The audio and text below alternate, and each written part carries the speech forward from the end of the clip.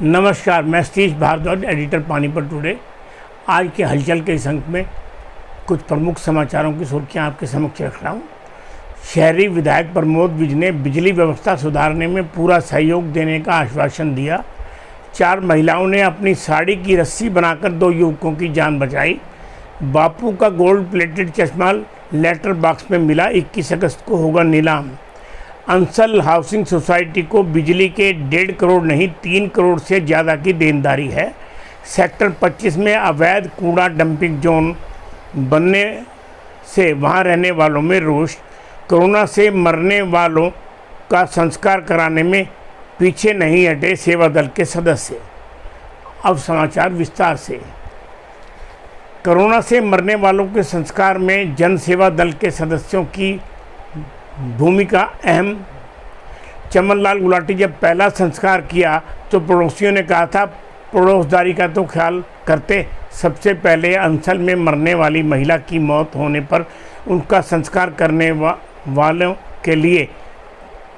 वालों में कोई भी तैयार नहीं था। मेरे साथी कपिल मल्होत्रा और किशन मनचंदा, उनकी उम्र 62 साल है, ने मिलकर संस्कार कराया। यह तीनों शख्स ही कोरोना में जान गंवाने वालों का अंतिम संस्कार करते हैं। अब तक 27 लोगों की पानीपत में मौत हो चुकी है, कोरोना से हुई है, और 23 लोगों की संस्कार पानीपत में हुआ है। 4 लोगों की मौत अन्य जिलों में हुई और उनका संस्कार भी वहीं कर दिया गया। तीनों सदस्य मरने वालों की अंतिम रस्म क्रिया भी खुद ही करते हैं। अगर किसी कारण से परिवार के लोग फूल नहीं उठा पाते, वह भी उठाकर हरिद्वार ले जाते हैं। तीनों बिना किसी दबाव के 40 वर्षों से बिना किसी लालच या दबाव के लावारिस लाशों का अंतिम संस्कार कर सारे पुण्य कमा रहे हैं। अगला समाचार। डैम में डूब रहे लड़कों को महिलाएं ने अपनी साड़ी की रस्सी बनाकर 4 में से 2 को बचाने में सफलता पाई। चेन्नई तमिलनाडु के अंदानुराई जिले में जब 3 महिलाएं कपड़े धो रही थी तो 4 लड़के डैम में डूबने लगे और महिलाओं ने अपनी साड़ी उतारकर उन्हें आपस में बांधकर रस्सी बनाकर 2 लड़कों को बचाने में सफलता पाई, लेकिन 2 को बचाने में असफल रहने का उन्हें अफसोस है। बचने वाले सेवा मिज, सेल्वी, मुंथामाल और अनातल्ली ग्रामीणों ने उन्हें सम्मानित करने का फैसला किया है। अगला समाचार। बापू का चश्मा लेटर बॉक्स में मिला।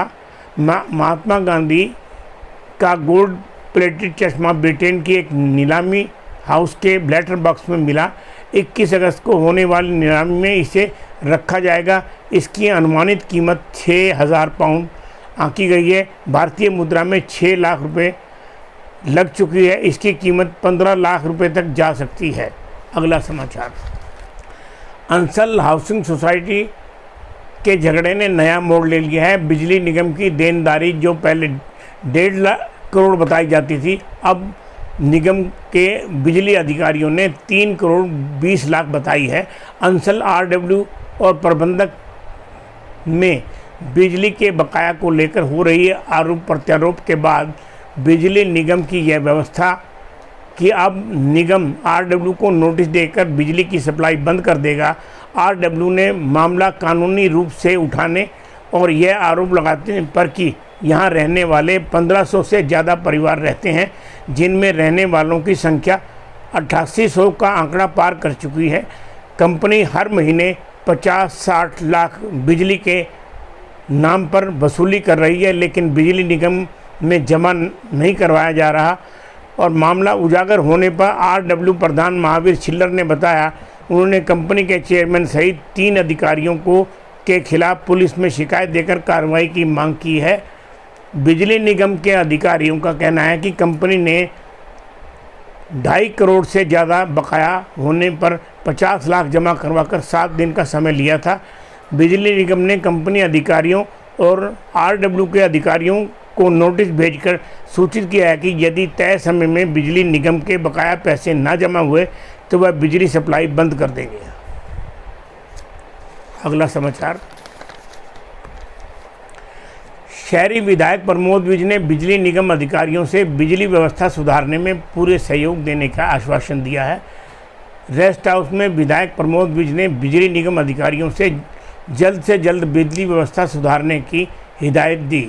अधिकारियों ने किला क्षेत्र में बिजली व्यवस्था में सुधार के लिए जल्द से जल्द 33 kV के 2 नए पावर हाउस बनाने में विधायक का सहयोग मांगा था।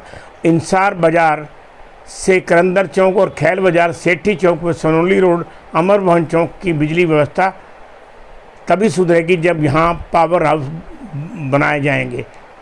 उन्हें बनाने में सहयोग घोराना रोड पर आधुनिक कार्यालय बनने व जिसमें सभी अधिकारियों का कार्यालय की बैठने की व्यवस्था हो।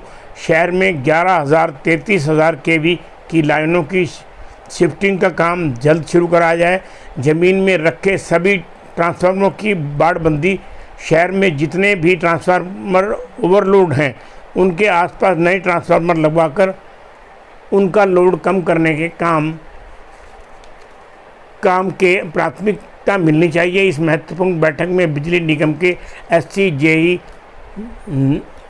जेई नारा व एक्शन सिटी सब डिवीज़न एवं मॉडल टाउन और सबर्बन के SDO इस महत्वपूर्ण बैठक में बिजली व्यवस्था सुधारने की रणनीति बनाई। सेक्टर 25 अगला समाचार। सेक्टर 25 में अवैध कूड़ा ट्रांसफर जोन बनने से सेक्टरवासी परेशान। शहर को स्वच्छ और साफ बनाने के प्रधानमंत्री मोदी के सपने को तोड़ने और सेक्टर के रहने वालों का जीवन नर्क बनाने में महत्वपूर्ण भूमिका निभाने वाली JVM कंपनी को कोसने वाले पूर्व मेयर जो अवैध रूप से सत्ता पर काबिज हैं क्योंकि उनकी बेटी आज मेयर है, चुने हुए पार्षदों द्वारा उनके अनैतिक हस्तक्षेप से लोग परेशान हैं। प्रेस के समक्ष आरोप भी लगा चुके हैं। पार्षदों का सबसे गंभीर आरोप यही है कि पूर्व मेयर ज़्यादातर मेयर के कार्यालय में कुर्सी डालकर बैठते हैं। उनकी इच्छा रहती है यदि मेयर से कोई काम है तो पहले उन्हें बताएं, चाहे वह पार्षद ही क्यों ना हो। निम्बरी के पास डंपिंग यार्ड होने पर भी कूड़ा उठाने की ठेकेदार कंपनी द्वारा अवैध रूप से सेक्टर 25 में कूड़ा डालकर बाद में उसे उठाने की व्यवस्था के कारण सेक्टर वासियों को नरकीय जीवन जीने पड़ रहा है। यह सब राजनीतिक संरक्षण का परिणाम है। पूर्व मेयर ने अपने राजनीतिक प्रभाव से कूड़ा 8 किलोमीटर दूर निम्बरी के पास डंपिंग ग्राउंड में ले जाने से पहले ट्रांसपोर्ट नगर में डालने की सुविधा दिलाई ताकि वह जांच कर सकें कि कंपनी के कर्मचारी ट्राली में मलबा डालकर ज़्यादा कमाई तो नहीं कर रहे। यानी अपने आप को ईमानदार साबित करने के लिए पूर्व मेयर ने बेजा हस्तक्षेप से कंपनी द्वारा इस बात के लिए बाध्य किया कि कूड़े की ट्राली निम्बरी डंपिंग ग्राउंड में जाने से पहले ट्रांसपोर्ट नगर के पास अनलोड की जाए। इसके लिए उन्होंने टीन की चादरें भी लगवाई। अब सारी व्यवस्था चरमरा गई है। ट्राली वाले बाहर ही कूड़ा डालकर भाग जाते हैं। हल्का वासियों में कूड़े से बदबू यहाँ रहने से वालों को परेशान कर रही है। कंपनी की ट्रालियाँ कूड़ा बिखेर रही हैं। कुछ करते क्यों नहीं? पूर्व मेयर देखता हूँ, पता करता हूँ, यह कहकर मुंह बंद कर लेते हैं। नमस्कार, आज के अंक में इतना ही।